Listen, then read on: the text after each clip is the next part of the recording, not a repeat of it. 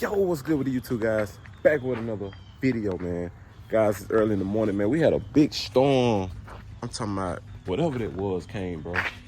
It was a lot, man. But anyway, guys, man, y'all tuning in to another video, man. We're gonna be talking about the Chronicles, how to get a LS started, and what the problems is if your LS don't crank, and stuff like that, man. So we're gonna just break down the small things what it can possibly be, man. The reason why I'm making this video, because I get a lot of inbox. I get a lot of people, not necessarily on YouTube, but when I say inbox on Facebook and Instagram, so I was just like, guys, I'm gonna have to make a video, and they watch my channel, so I'm just gonna make a video and just let them know, hey, look, check out the YouTube channel. So I'm not 100% expert on diagnosing the problem. Therefore, scanners, like I said, we all human, guys. We not the smartest in the world, but goddamn, we can. Sometimes you gotta make sense. So you got a scanner reader. For once, you got a reader. I know some people be having a situation where they put their scanners on, it don't even have no code pops up. And just to walk y'all through, just to kind of show y'all, it is dirty. All right, so hope y'all can see me. I'm gonna stand right here and try to explain. All right, so if you got a 485360 whatever, I'm gonna start with that gen. So if you got one of those, right, just say you got your motor installed, everything installed, because we talking on getting it crunk or why it's not running or cranking and stuff like that, the symptoms and stuff like that. All right, so like I said, guys, y'all can go on YouTube. There's other videos as well, but this is what I think and what I know, and what people just want me to make a video. Like I tell everybody, look, go on YouTube. But I guess me doing it from a budget swap, some of the budget swap YouTube videos might not have what they looking for. So that's what I said I'm just gonna do. All right, this is the G-body, the motor in. Just say you hook it up how you hook it up, right? And you get in there, you turn your ignition on, right? For one, first thing first, once you turn that ignition, you should hear the relay click. This relay, it should click. Now, if you get in there and turn it forward and it don't click and you crank it, it's not gonna crank.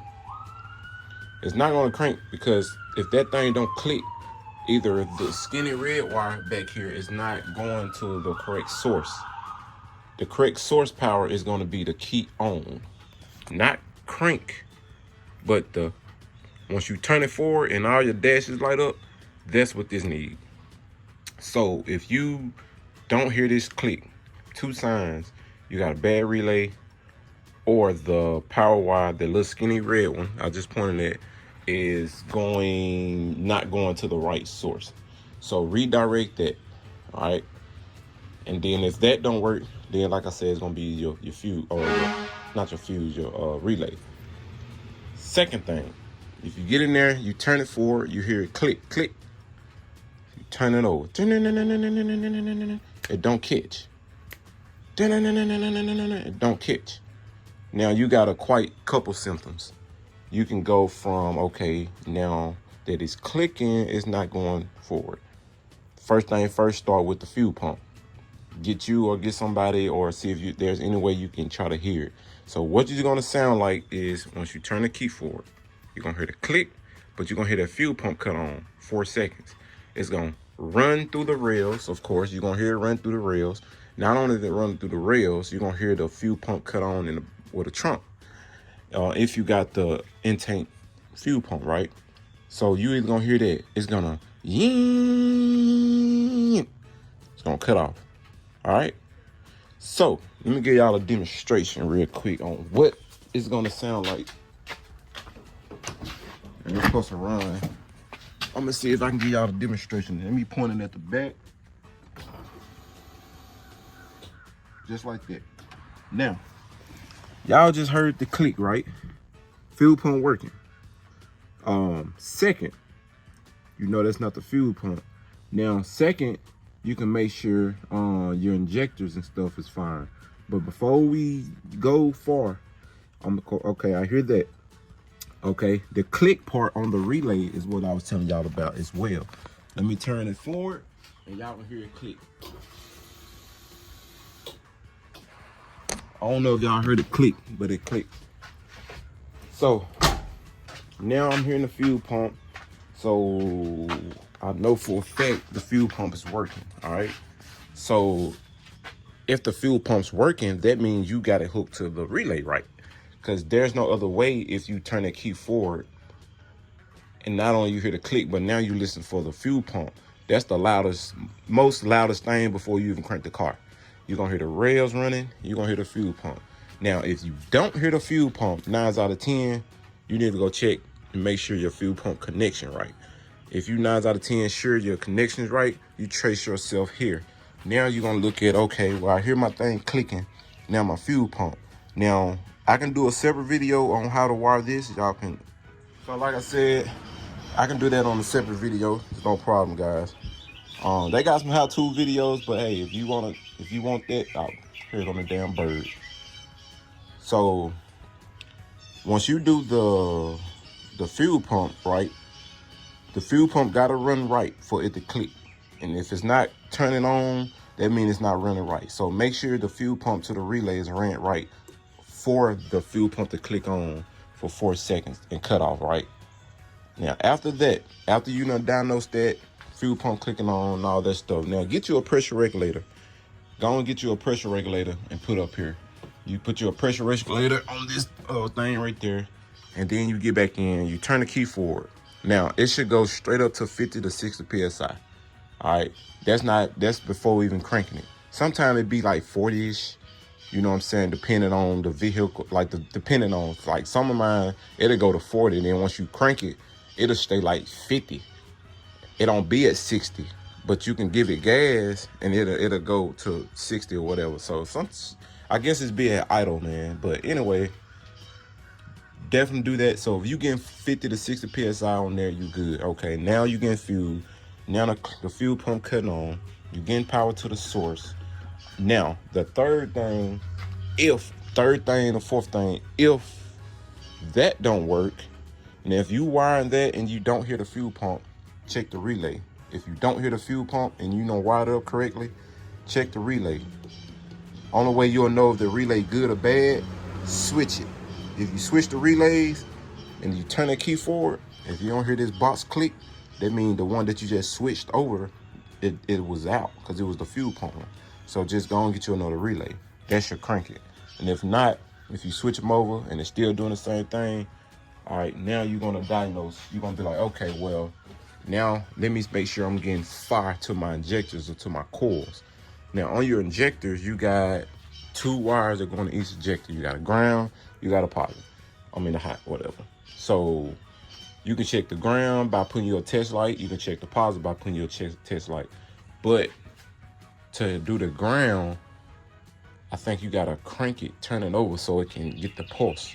So there's a lot of modification, but before all of that, before you get to that deep, you're gonna start over here. You're gonna be like, okay, well, it's getting the gas cutting on, it's getting the correct gas, it's not coming through that. 9 out of 10, some guys be putting LS swaps in, they don't never change their injectors. Now, if you got a 536048 sitting up, guys, I done ran through the issues. Out of my 11 torque swap, I done ran through issues to where the motor set so long and all of a sudden I don't know if the gas just sits in the injectors and they get clogged or whatever, but they be dirty through the fuel rails. And that's a problem that I had to where I had to take the fuel rails out, clean the fuel rails with some carb cleaner, and clean the injectors out with some carb cleaner. And take all the injectors out, you're gonna tap it, you're gonna spray it, and do all that stuff. Put them back in, install them back in, boom, you should crank. If you don't crank, check your mass flow sensor. If your mass flow sensor is not hooked up, 9 out of 10, it probably won't crank. So make sure your mass flow sensor is hooked up. Sometimes you can have a faulty mass flow sensor. You can have a cheap mass flow sensor that might not crank it. You can have, you'll just have to get you another one and put it on there, or make sure it's plugged up because it's not gonna crank. Also, definitely make sure your computer's flash. You shouldn't even make it this far to even have to diagnose if you know for a fact you didn't get your computer flash. Because 9 out of 10, it'll crank, it'll cut off, crank, cut off. Or it might not even crank, just depending on the situation. So you should already know to make sure the thing flash if you're doing that. You know what I'm saying? For one, for the next problem symptom, definitely make sure you have a good ground for your harness. When I say good ground for your harness itself, as you plug and play all your sensors and stuff, you got a ground that goes to the back of the block. No, do not put it here. Do not put it anywhere else, but put it on the back of that block, because that's kind of the area where it goes anyway. So as you running your harness, that ground is back there. So you're going to have to run something, put it on back of that head, back of that block back there. So make sure, and also make sure it's not loose. I've put my ground through there to try to go and get it out the way so I won't forget. And I did start putting my other sensors on, and I forgot to go back to tighten that ground. So it won't crank because the ground was loose. And I went back there. I'm like, bro, my grounds is good. My ground's connected. And all of a sudden, I went on YouTube and they told me, make sure you got a good connection. Make sure it's not loose. And one guy said one day he forgot to tighten it up. And I went back there, guys. And when I say I felt that ground, it was so loose from the boat. I said, whoa. And I went back there, tightened it up, and fired up right on the money. Another thing, your map sensor. If your map sensor, this thing's not in or not plugged up, it's not going to crank. If you got this car running and you unplug the mass flow sensor, it's going to cut off. Or if you take the map sensor out the hole, it's going to cut off. If you got any vacuum, big suction vacuum, it's probably not going to crank because it's too much air getting into it. It's not going to crank. It might act like it might try, but it's not going to crank. So 9 out of 10, if you get an eBay harness as well. Now, I'm not saying the eBay harness won't crank. Yes, it will crank, but you have to make sure you got to get a good harness, guys. Like I went through 4 eBay harnesses, 3 for myself and 1 with a customer. Now, the eBay harness, I went through them, and I'm gonna tell you something.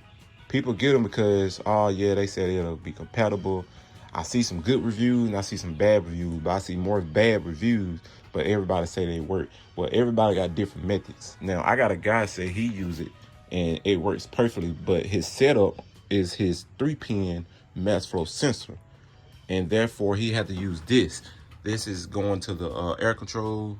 The intake, and this thing's like an air thing. So he has this with the 3-pin. He said it works perfectly, no problems. Me personally, I don't know, because I got another guy that car he done before, and he had the eBay harness as well. He can't get his car right for shit.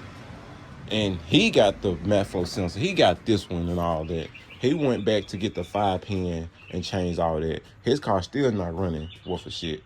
And I told him what harness you had. And he showed me that harness. I said, yep, that's what it is. It's that cheap eBay harness.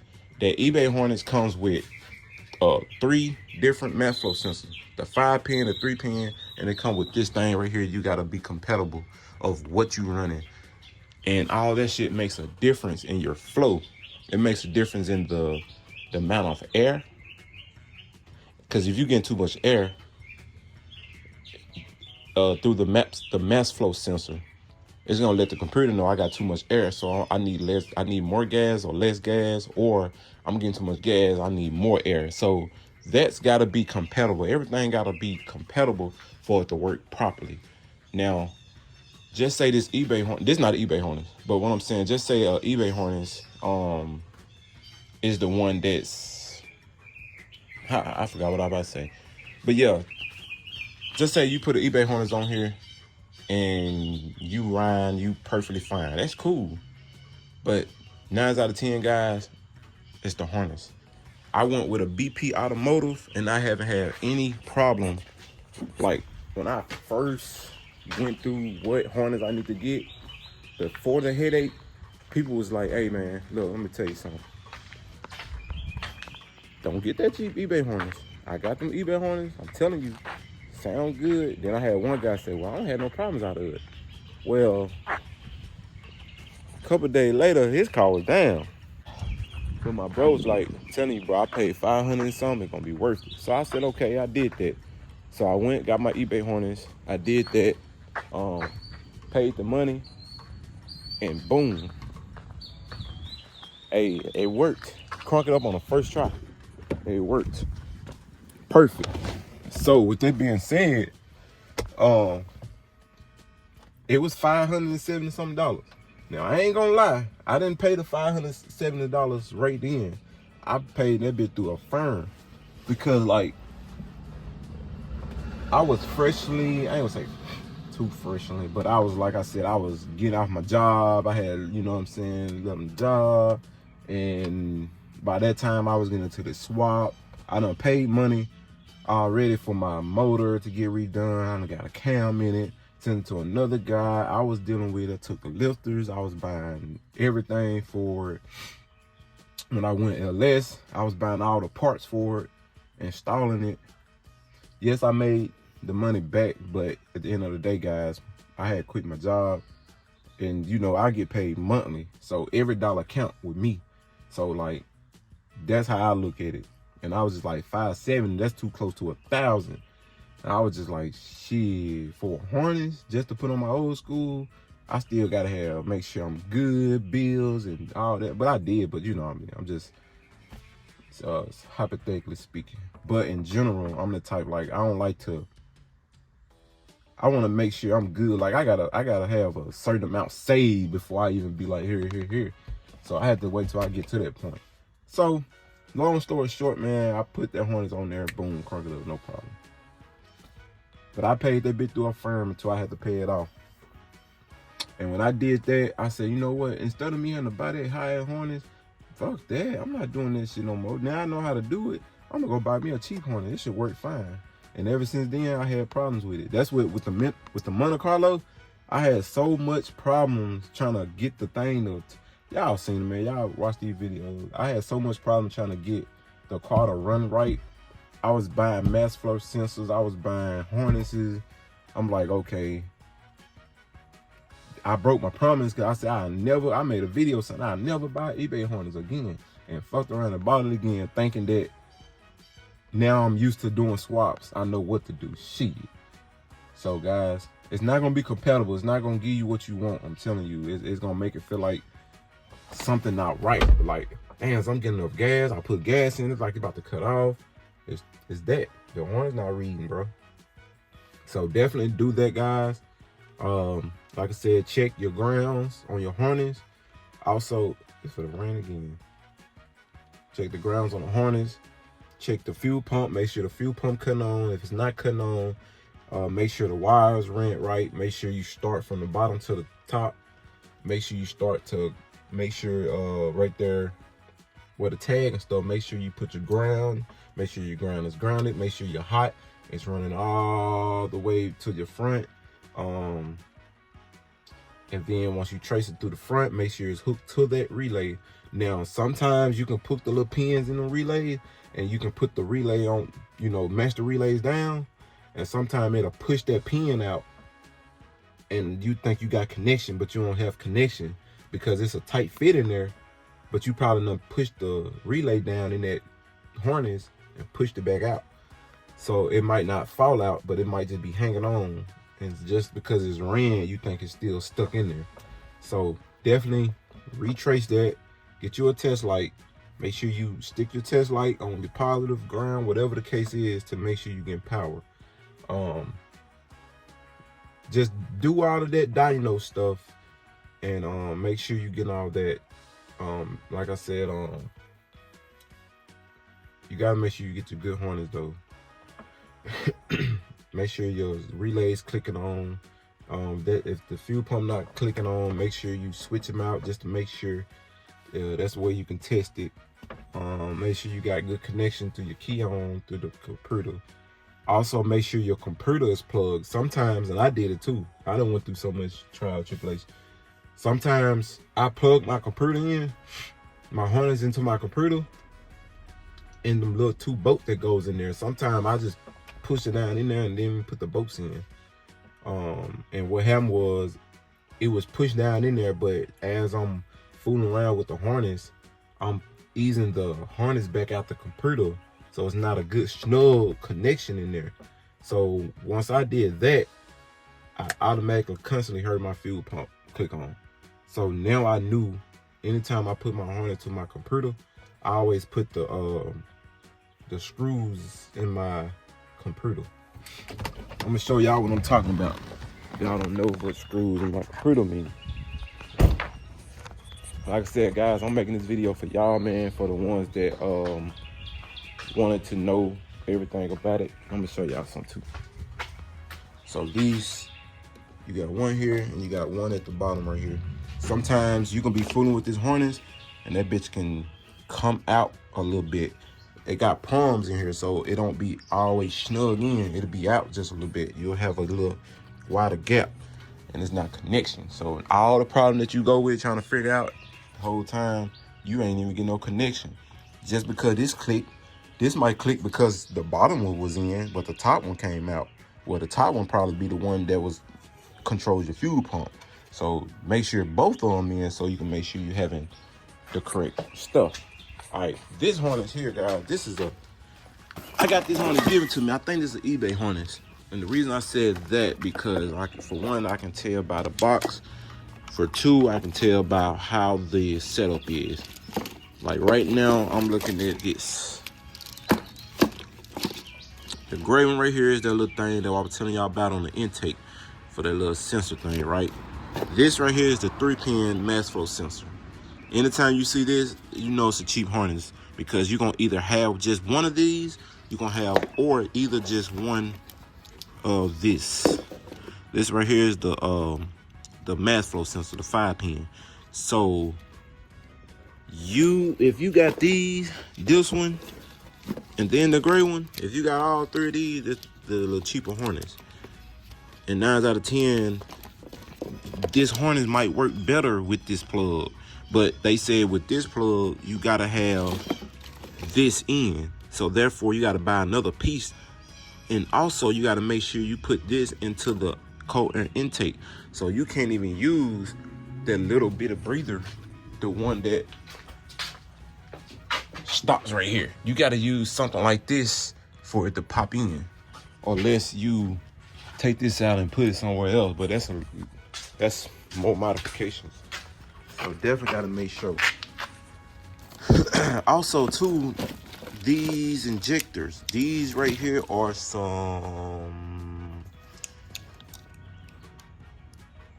EV1s or Mortec. I forgot, I gotta see. But anyway, if you got Mortec harness and then your injector's EV6, make sure you buy Mortec to EV6. And make sure, because sometimes it can be switched.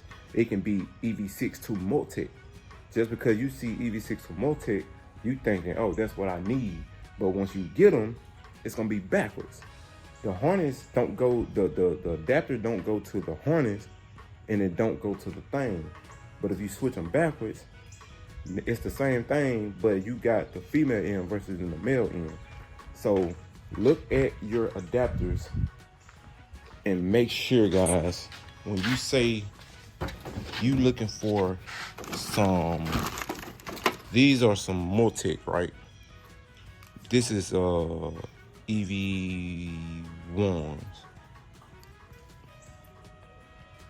Yeah. The EV1s, the Mortec. So make sure you getting the male end, or should I say female? I say female end. Make sure the female end need to be the male, and and this male need to be the female, if depending on which harness you have and what you're trying to do. So people get confused on those, and you have to look at your harness to make sure, okay, this plug into it, and therefore I need a male end to plug into my female end injectors.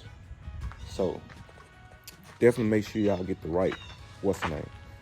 Sometimes them adapters don't work. Sometimes them adapters be faulty adapters, guys. Like a lot of shit that we get now on eBays and shit like that, it should be faulty, guys. Look at this. I got mass flow sensors right here faulty. I was trying them on a car and none of them worked perfectly, guys. Until then, I got this guy that I order my harness from on Facebook. His name is Nathan Wee. I order my harnesses through him. Somebody put me on him. I don't know him, never seen him. Only thing I know, I took a chance and I said, you know what? His harness is $350 plus. I paid my $350 plus. He from a whole nother state, whole nother country. Now, like I said, the guy that does LS swap, he was put on him and he never looked back. And now I went with him and that's what I did. I went with him, purchased my first harness, no problem.